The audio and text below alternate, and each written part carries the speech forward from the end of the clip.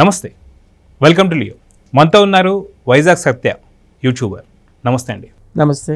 మనం చూసుకుంటే కొమ్మినేని శ్రీనివాస్ ఎవరైతే ఉన్నారో పక్క డిబేట్లు పెట్టి సోషల్ మీడియా వేదికగా, అదిగాక శాటిలైట్ ఛానల్ వేదికగా ఇలా అమరావతి మహిళల్ని వేశ్యలు అనడం, అదిగాక తను వెకిలి చేష్టలుగా నవ్వడం, దీన్ని ఎలా చూడాలంటారు?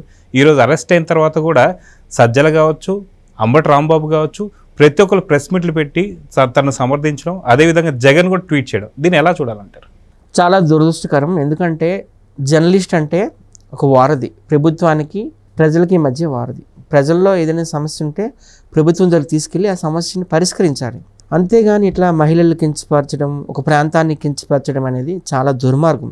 కొమ్మినేని గారు గురించి నేను చాలా విన్నాను. ఆయన చాలా సీనియర్ మోస్ట్ జర్నలిస్ట్. 30-40 ఏళ్ళ నుంచి ఆయన జర్నలిజంలో ఉన్నాడు. ఆయనకి చాలా అవార్డులు కూడా వచ్చాయి. ఆయన చాలా పుస్తకాలు కూడా రాశాడు. ఆయన ఏదో ఒక పుస్తకం చదివాను నేను, ఆంధ్ర టు అమెరికా అనే బుక్. అలాగే ఆయన వర్క్ చేయని ఛానలే లేదు అసలు. ఈనాడులో చేశాడు, ఆంధ్రజ్యోతిలో చేశాడు, ఎన్టీవీలో చేశాడు, TV5లో చేశాడు, అలాగే ఇప్పుడు సాక్షిలో. సో ఓసరవెల్లాగా రంగులు మారుస్తూ ఉంటాడనమాట. సో ఆయన కూడా అదే ప్రాంతానికి చెందిన వ్యక్తే కదా, గన్నవరమే కదా. సో అదే ప్రాంతానికి వేశ్యల రాజధాని అనడం ఎంతవరకు కరెక్ట్ చెప్పండి? చంద్రబాబు నాయుడు గారు, పవన్ కళ్యాణ్ గారు అన్నారు, ఆ అమరావతి అనేది ఒక చారిత్రాత్మక ప్రాంతము, అది దేవతల రాజధాని అని అన్నారు. ఎందుకు దేవతల రాజధాని అన్నారు? కొన్ని హిందువుల పరంగా తీసుకుంటే అది సాక్షాత్తు బెజవాడ కనకమహాలక్ష్మి వెలిసిన ప్రాంతం. కొన్ని ఒక క్రిస్టియన్స్ పరంగా తీసుకుంటే గుండెల మేరీ మాత, ఆమె కూడా అక్కడ వెలిసిన ప్రాంతం. ఫిలిం ఇండస్ట్రీ నుంచి ఎంతమంది వచ్చారండి ఆ ప్రాంతం నుంచి? ఒక మహానటి సావిత్రి గారు కావచ్చు, 3 times నేషనల్ అవార్డు వచ్చిన శారదా గారు కావచ్చు, అలాగే సౌత్లోనే all time number 1 singer S Janaki garu కావచ్చు. ఎంతమంది వచ్చారు అసలు? పాలిటిక్స్ నుండి కావచ్చు, స్పోర్ట్స్ నుండి కావచ్చు, ఫిలిం ఇండస్ట్రీ నుండి కావచ్చు, బిజినెస్ నుండి కావచ్చు, ఎంతోమంది వచ్చారు చరిత్రకారులు. అమరావతి కూడాను నిజంగా దేవతల రాజధాని.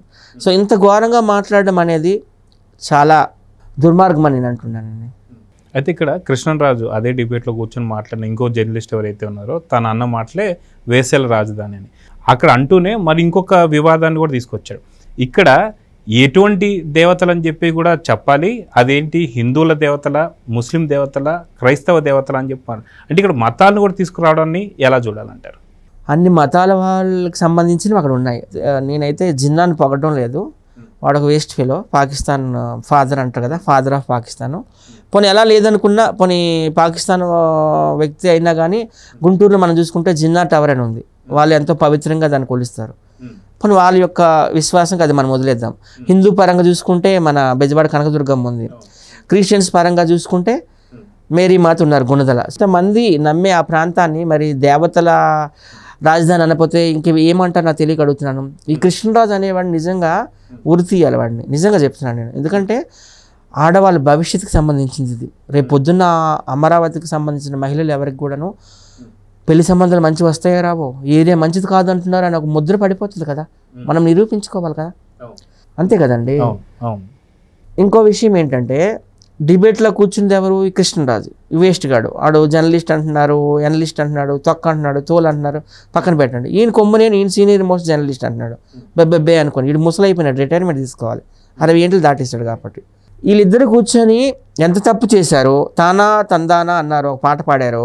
భారతిరెడ్డి గారిది కూడా అంతే తప్పు.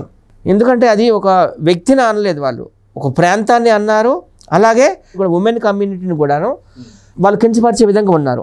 ఆమె ఎట్లా మరి టెలికాస్ట్ చేస్తుందండి? ఫస్ట్ సాక్షిలోనే కదా వచ్చింది అంతా, టీవీలో డిబేట్లో. అంటే వీళ్ళందరూ ఏంటంటే అమరావతి మీద విషయం కక్కుతున్నారు. వీళ్ళు ఎవరికి కూడా అమరావతి రాజధాని అవడం ఇష్టం లేదు. ఏ విశాఖపట్నమో ఇంకా ఎక్కడికో తీసుకెళ్ళిపోవాలని ఉంది. తీసుకెళ్ళండి, మంచిదే, మేము కూడా స్వాగతిస్తాం. కానీ ఒక ప్రాంతాన్ని కించపరుస్తూ, ఒక ప్రాంతాన్ని అవమానపరుస్తూ, ఒక ప్రాంతం మీద బురజల్లి తీసుకెళ్లాల్సినంత అవసరం ఏమొచ్చిందో నేను అడుగుతున్నాను. ఈ పాపంలో వీళ్ళకి ఎంత పాటు ఉందో ఖచ్చితంగా జగన్మోహన్ రెడ్డి గారికి, అలాగే భారతిరెడ్డి గారికి కూడా అంతే పాపం ఉంది. ఖచ్చితంగా ఆ ఛానళ్ళ మీద కూడా చర్యలు తీసుకోవాలని నేను ఇక్కడ చంద్రబాబు నాయుడు గవర్నమెంట్, అక్కడ మోడీ గవర్నమెంట్ కూడా కోరుకుంటున్నాను.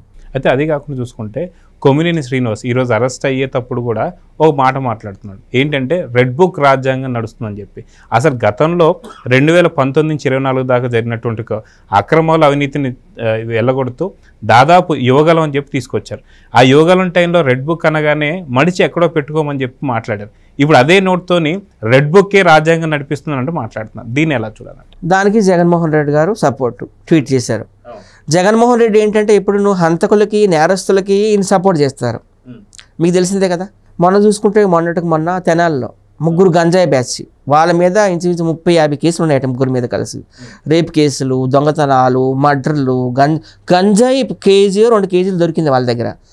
సో వాళ్ళకి నడి రోడ్డు మీద 3rd డిగ్రీ చేశారు పోలీసులు. మంచిది అది, ఎందుకంటే అదే నడి రోడ్డు మీద పోలీసుల మీద అటాక్ చేశారు, వాళ్ళు కొట్టారు పబ్లిక్ చూస్తుండగా.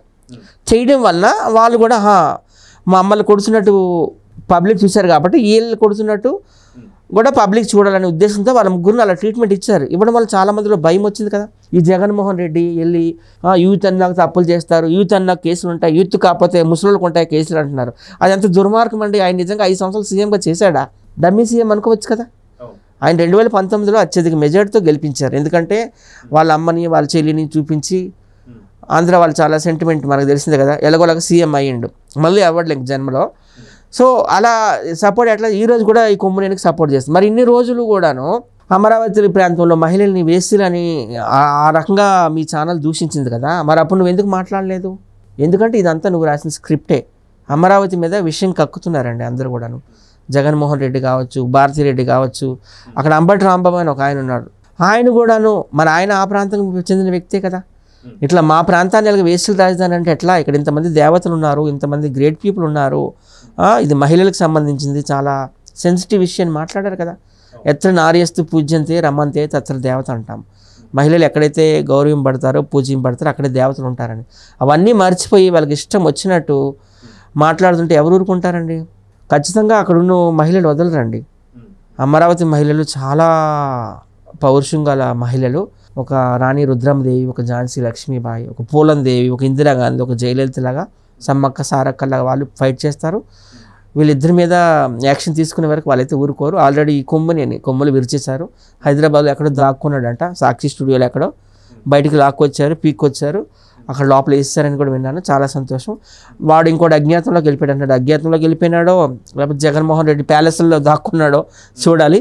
వాడిని కూడా లాక్కొచ్చి వేయాలండి. నిజంగా గత కొద్ది రోజుల క్రితం చేబ్రోల్ కిరణ్ అని చెప్పి టీడీపీ సానుభూతి పరుడు ఎవరైతే ఉన్నారో భారతీ మేడం నందందుకు ఎమ్మటి ఇమీడియట్ యాక్షన్ తీసుకొని టీడీపీ పార్టీని సస్పెండ్ చేసి అన్ని రకాల యాక్షన్ తీసుకున్నారు. అయితే ఒక్క మహిళను అన్నందుకు, అంటే వైసీపీలో భారతీని అన్నందుకే ఇంత పెద్ద శిక్ష వేసినందుకు ఇప్పుడు అమరావతిలో ఉండే మహిళలందరూ వేసేలన్న ఈ కృష్ణరాజు కావచ్చు, దానికి సపోర్ట్ చేసినటువంటి కేఎస్ఆర్ని కావచ్చు, ఎలాంటి శిక్ష చేయాలంటారు? ఖచ్చితంగా భారతీరెడ్డి గారిని కూడా మేము గౌరవిస్తామండి. ఎందుకంటే ఆమె కూడా ఒక మహిళ, మా రాష్ట్ర మహిళ, ఆంధ్ర మహిళ.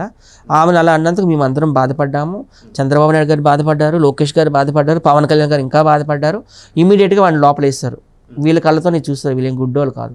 వీళ్ళు ఒక డిబేట్లో కూర్చొని అమరావతి వేస్టుల రాజధాని, అక్కడ మొత్తం ఎక్కువ వ్యభిచారం నడుస్తుంది, మొత్తం 150 NGOs సంఘాలు ఉన్నాయి అక్కడ, వేస్టులందరికీ కాండోమ్లు, ట్యాబ్లెట్లు, అదే ఎయిడ్స్ రాకుండా అన్ని సప్లై చేస్తున్నారు అనేది చాలా రాంగ్. ఎందుకంటే మన ఆంధ్ర రాష్ట్రం మొత్తం తీసుకుంటే ఇంచుమించు ఒక 105-110 ఉన్నాయి NGOs. రాష్ట్రం మొత్తంకే 105-110 ఉంటే ఒక అమరావతి ప్రాంతానికి 150 NGOs సంఘాలు ఎలా ఉంటాయండి? NGO సంఘాలు రాంగ్ కాదు అది. ప్రతి ఒక్క సిటీలో హాస్పిటల్ ఉన్నట్టే, కాలేజ్ ఉన్నట్టే, పోలీస్ స్టేషన్లు ఉన్నట్టే, కోర్టులు ఉన్నట్టే NGO సంఘాలు కూడా ఉంటాయి. ఎందుకంటే అవి కామన్. అవి ప్రతి ఒక్క ఢిల్లీ తీసుకోండి, చెన్నై తీసుకోండి, ముంబై తీసుకోండి, కోల్కతా తీసుకోండి, ఎక్కడైనా కూడా ఉంటాయి అవి. కానీ ఇది ఎంతవరకు కరెక్ట్? ఇలా లేనిపోని దుష్ప్రచారాలు చేసి ఒక ఏరియాని మీకు ఇష్టం లేకపోతే మరి అంత మహిళల మీద అన్ని మరకలేస్తారా మీరు? చాలా రాంగ్ ఇదండి, చాలా రాంగ్ ఇది. అయితే మనం చూసుకుంటే కొమ్మినేని శ్రీనివాస్ ఇల్లు, అదేవిధంగా చూసుకుంటే కృష్ణరాజు ఇల్లు, వాళ్ళది కూడా సేమ్ అదే ప్రాంతానికి చెందిన ఇల్లు. కానీ జగన్ కళ్ళల్లో ఆనందం చూస్తానికి నిజంగా వాళ్ళ ఇంట్లో ఆడవాళ్ళని కూడా అదే రకంగా వాళ్ళు చూపించినట్టుగానే ఉంది. సో దీన్ని ఎలా చూడాలంటే, అంటే జగన్మోహన్ రెడ్డి వాళ్ళు ఇక్కడికి వాళ్ళు కాదు కదా, రాయలసీమ ప్రాంతం వాళ్ళు, అమరావతి ప్రాంతం వాళ్ళు కాదు. సో ఇంక మా మహిళలకు ఇది వర్తించదు అన్నట్టు ఆయన అనుకుంటున్నాడు. పైగా ఈ సాక్షి టీవీ అందరికీ తెలుసు, వైఎస్ఆర్సీపీకి కరపత్రిక, వాళ్ళ ఇంట్లో కూడా మహిళలు ఉన్నారు. ఆయనకు అసలు మహిళల విలువ ఏం తెలుసు? జగన్మోహన్ రెడ్డి గారికి తల్లిని, చెల్లిని అందరినీ బయటికి పంపించేశాడు. మహిళల విలువ తెలిస్తే కదా ఆయన ఏదైనా స్పందించేది. కనీసం భారతీరెడ్డి గారని స్పందించలేదు. ఇప్పుడు మీరున్నారు, మీది ఛానల్ ఏంటి, లియో కదా. నేను ఏదైనా తప్పుగా మాట్లాడాను అనుకో, మీరు కంపల్సరీగా అది ఎడిట్ చేస్తారు. అమ్మో రేపు పొద్దున ఇది మాకు కూడా ఎఫెక్ట్ అవుతుంది, ఆయన ఏదో పిచ్చి పిచ్చిగా మాట్లాడాడు.